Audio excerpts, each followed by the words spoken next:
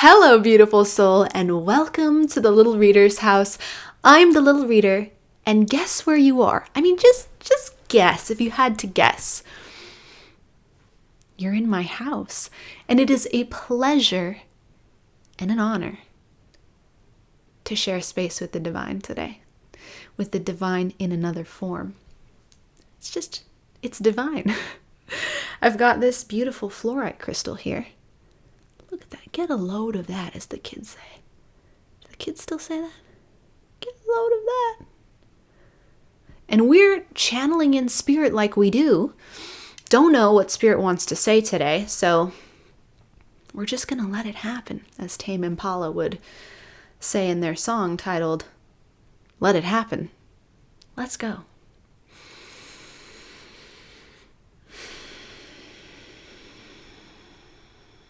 Round and round and round, round and round we go. Why do I keep doing the same thing over and over and over again? I hear this.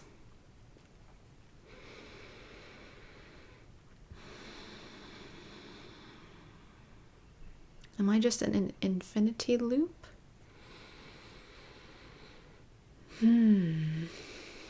We've touched on this in another transmission about stuckness. If you haven't had the pleasure, I recommend a little research on the divinity of stuckness. But Spirit wants to address it because Spirit never gets tired of anything. And we love you for that, Spirit. So what would you like to say about why do I keep doing the same thing over and over and over again? Oh, not even in the context of being stuck. It's more of like, why do I keep repeating patterns in terms of action? Why am I stuck in an action loop, not a stuckness loop? Not an inaction loop. This loop is one that's moving. So Spirit talks about the medicine of the opposite.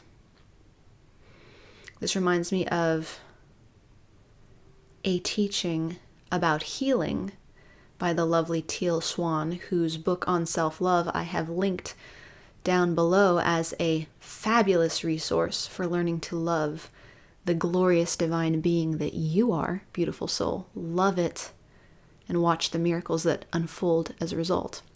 And as this teacher would say, healing is experiencing the opposite. Healing is to experience the opposite. So if you experience abandonment, then the opposite of that would be to be chosen, to be contained, to be protected, to be selected. If you've experienced enmeshment, on the other hand, where a caregiver or a partner in a relationship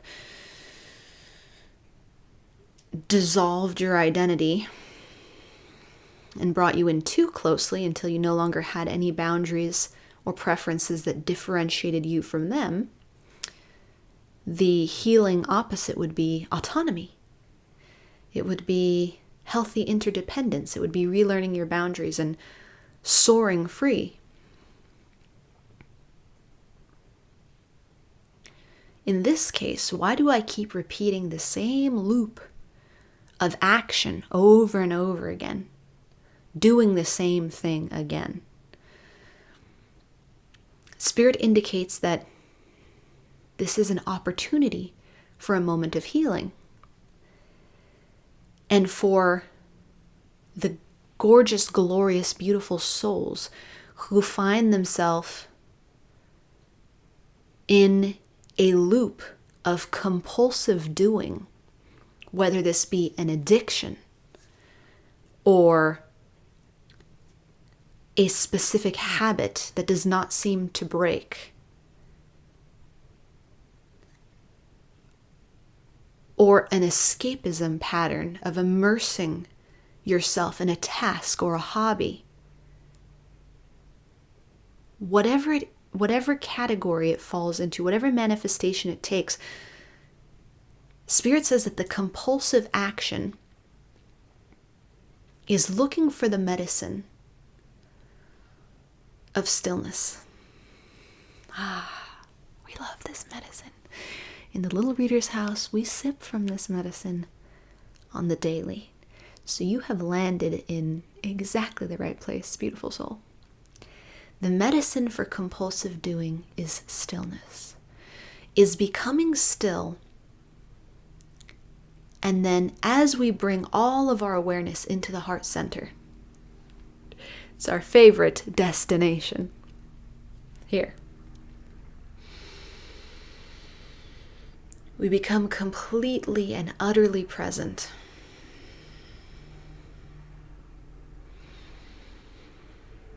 With that thing we don't want to face.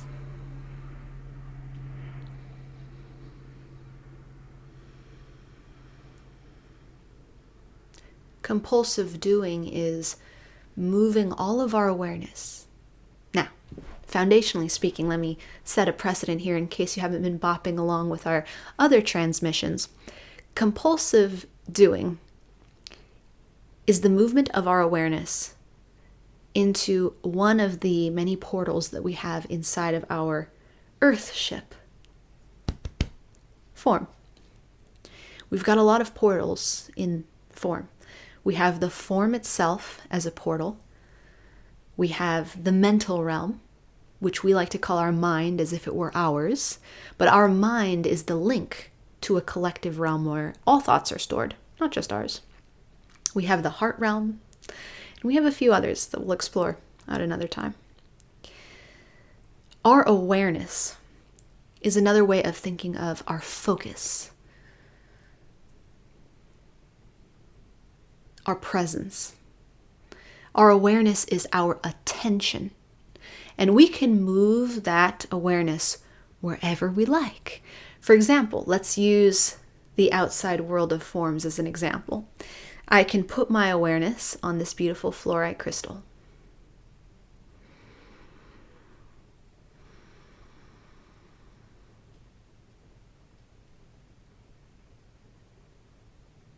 Or I can put my awareness on the screen, which is my link to you.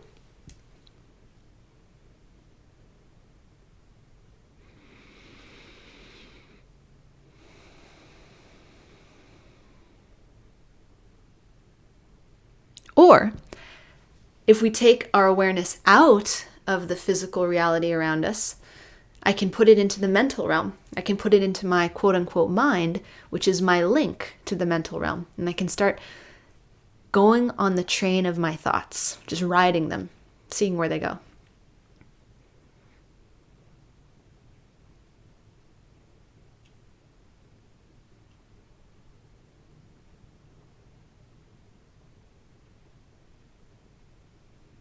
If I want to move my awareness into my form, I can focus on any part of this form, and I can shift my awareness into it.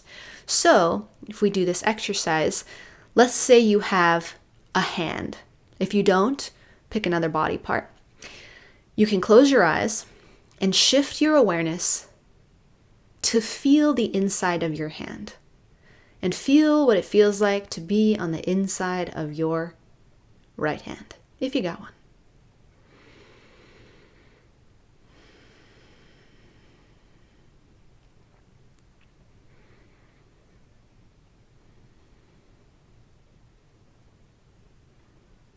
And this gets very fun, because when you're shifting your awareness around consciously, you can accentuate certain experiences. You can have more patience with other experiences. You can really get to know and experience life itself consciously versus allowing the realms that exist to be in charge of pulling on your awareness. So let's say, Spirit, let's say that in a way that actually makes sense to the glorious soul who's listening.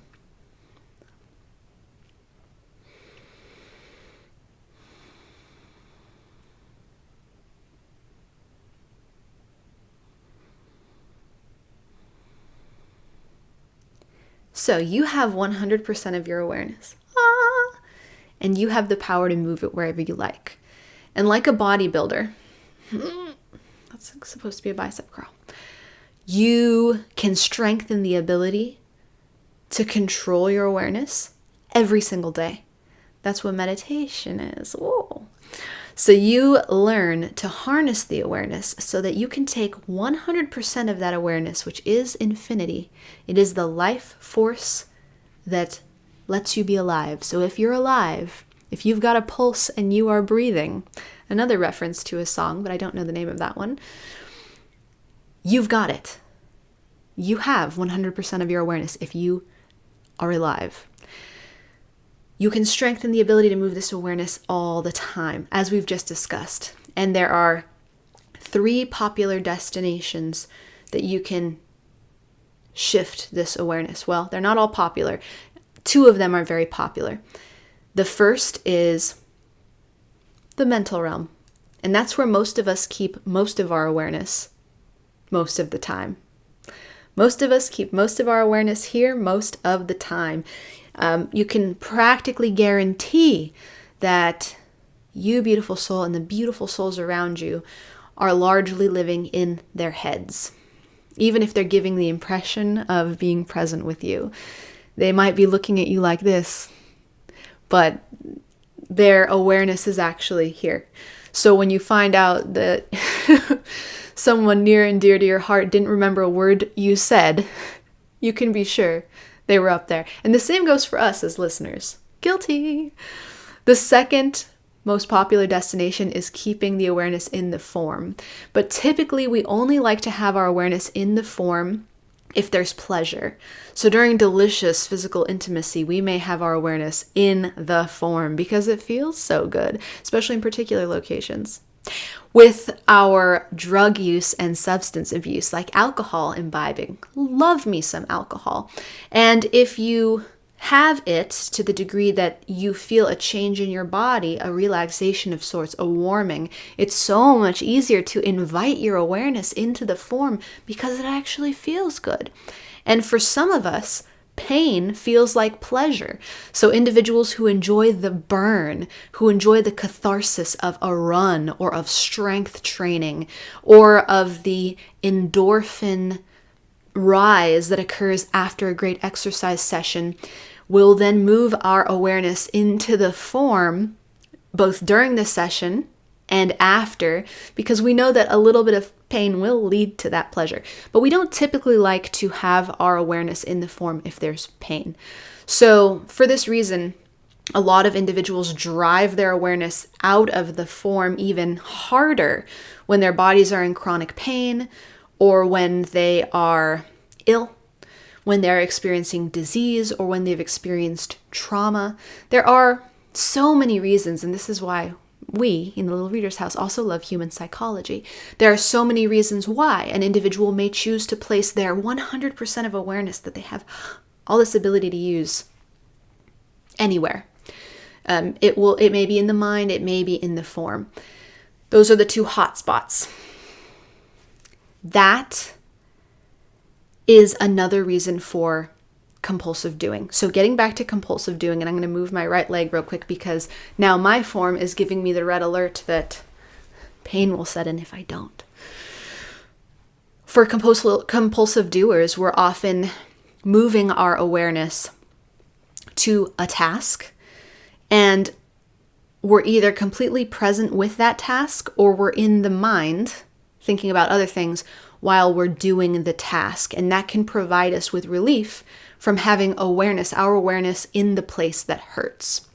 Now, most compulsive doers are not going to be trying to avoid physical pain unless the compulsive doing is using a substance to dull pain, physical pain. So this could be using alcohol to make the feeling of chronic pain go away, or using prescription medication to make the feeling of chronic pain going away. And I don't mean using as prescribed. I mean compulsive use, addiction.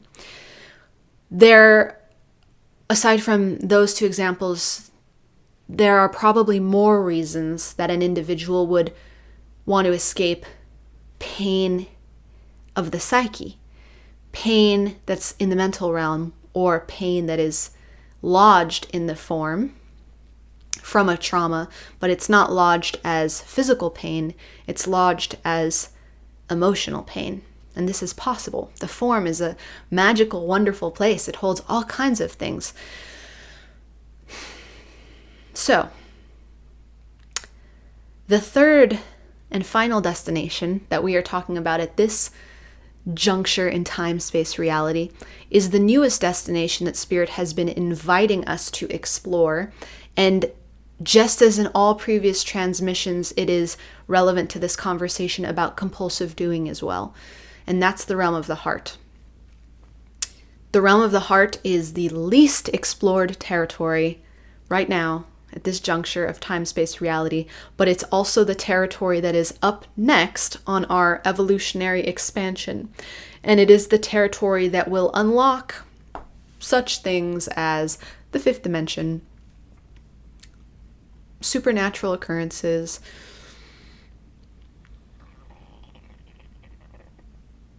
infinity,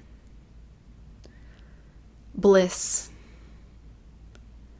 purpose-aligned living, and all of that is in no particular order.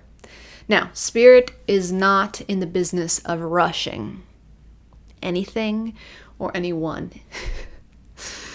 Something that Spirit always tells me is to rush is to rush away from divinity.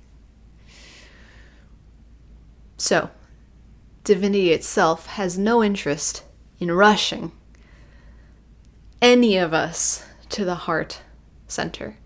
This is just an invitation and an awakening to let the beautiful souls who are watching know that there is an alternative to living in the mind, which can become a miserable place if we're a compulsive doer. We know that. Or living in the form, which can become a miserable place even if it's a pleasant place, because eventually even pleasure becomes pain. So it is possible to overdo it on the physical pleasures.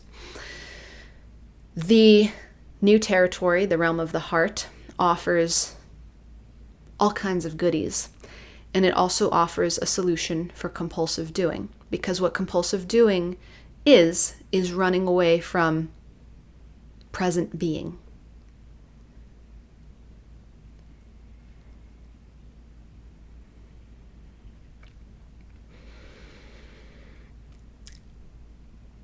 It's an oversimplification to say that a compulsive doer, a beautiful, gorgeous, productive, trailblazing, intrepid compulsive doer is running from something. That is an oversimplification. And Spirit's saying that it's in many ways old paradigm thinking to try to psychoanalyze and pin down the thing that we're running from, the trauma or the emotion. Spirit's not saying that there's any waste in those practices. Psychoanalysis, come here, I love you. No waste in those practices. There's just also another option. Also.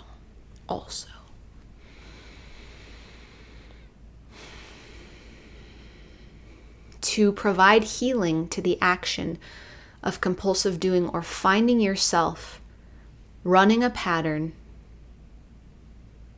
continuously that does not seem to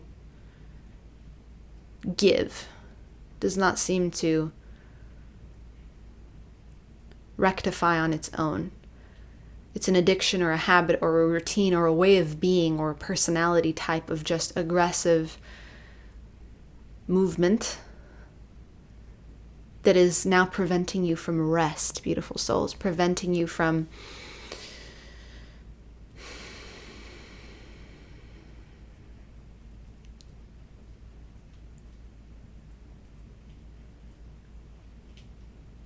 recharging, regenerating, remembering your divinity.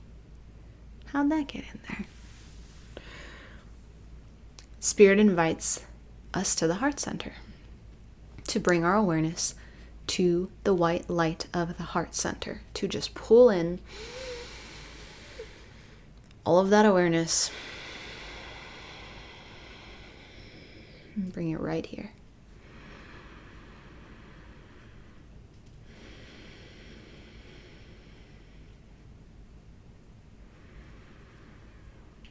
And as we do that and make that a daily practice of even 5 minutes, 5 minutes fourth, I meant to say first thing in the morning, before you leap out of bed to get doing, 5 minutes. Comfortable in bed. My teacher, David G., calls it meditation. If you can collect all of that awareness, whether it wants to be in the mental realm or it wants to be in the form, maybe it wants to be in the form escaping the mind. Maybe it wants to be in the mind escaping the form. Maybe it wants to be in a task escaping both the mind and the form. Wherever it wants to be, we collect it, every little percentage point, until we've got as close to 100% as we got. We center it right here in the chest. And we kick off that day with 5 minutes of being right here with this white light.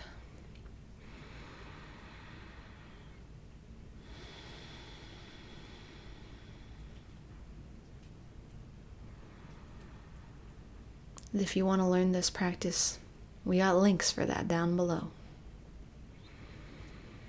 But what is there to learn? It's a practice. You'll start out not knowing what the hell is going on. Just like when we're born. What is this? Why is my head so big?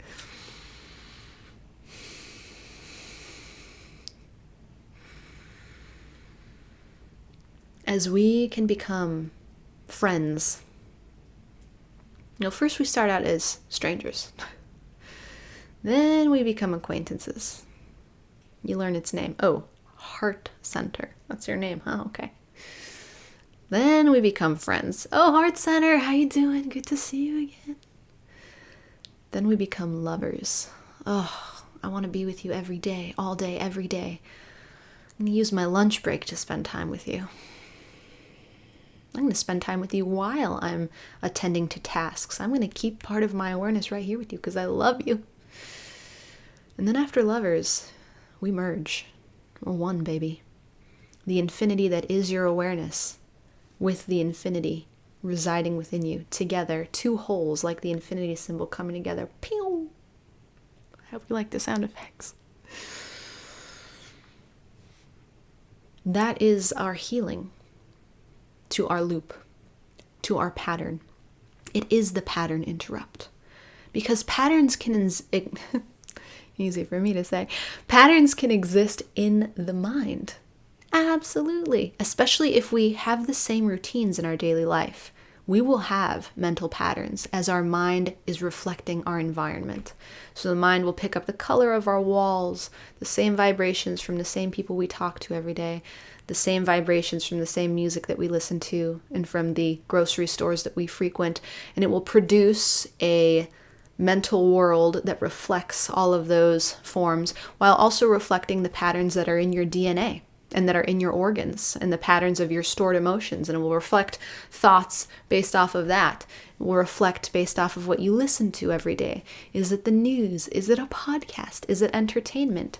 Whatever it is, mental patterns, they're there. And they're probably primarily what we're all experiencing. Then the form in and of itself is always trying to remain the same. The form tries to remain contracted because contracted is safe. Like this. If the form could have its way, we'd all be rocks. Never changing. Just running the clock out until our ultimate destruction. That's the form. And of course, it's full of patterns because it holds the genetic code. It holds vibrations, and even more scientifically, it holds actual memory, ancestral memory. That's what genetics are on an energetic level. If we could see what genes hold, it's all kinds of binary codes and images and ancestral memories, which of course produce thought patterns, but they also produce certain ways of being, not just skill sets like being more or less athletic or more or less intellectual or more or less flexible. It also holds, our genetics also hold frequencies that the mind interprets into thoughts, which is why the same thoughts can be translated and transmuted and transcribed over generation after generation, because it's living in the genetic code, and the mind interprets the code as a lens, even when new information is brought into the mind. So as you can see, if we're living a life through the form or the mind, we're really, really, really living a finite life. Finite. It is not a whole closed circle. It is like half of a circle flying around, and then the mind and form try to unite into one, but it never really works because no growth can occur just in these two silos. It requires the activating life force that resides here in the heart. This is the realm of infinity.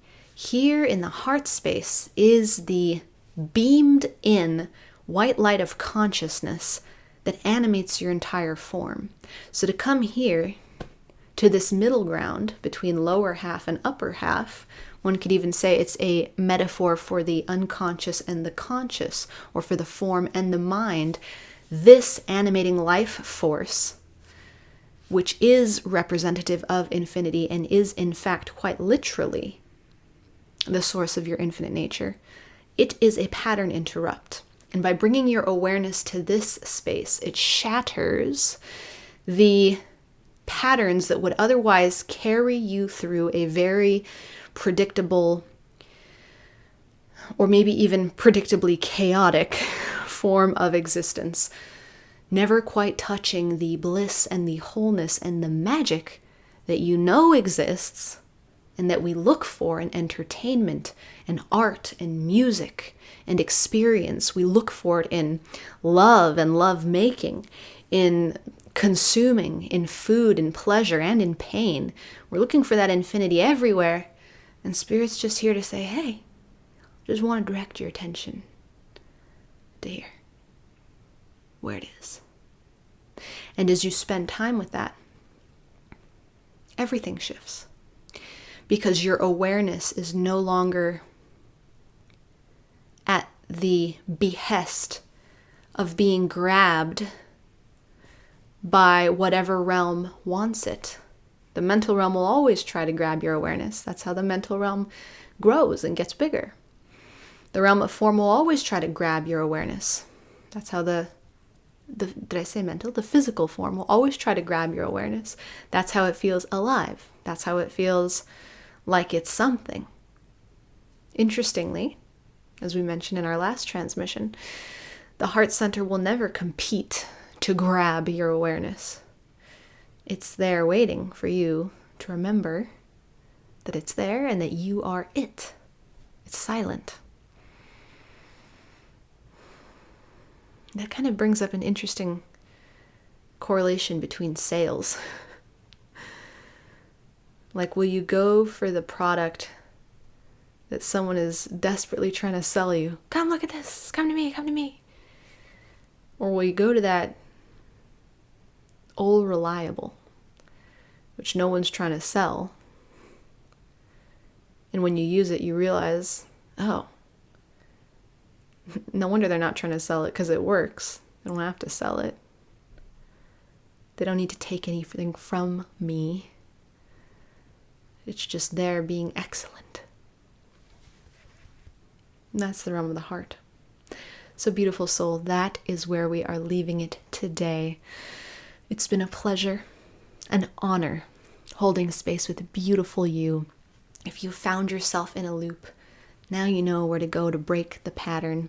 If you'd like some more resources, or you'd like to meditate with me, Amanda, the little reader, links down below. And if you want to share this with someone who you think would love it, That would make my little heart sing.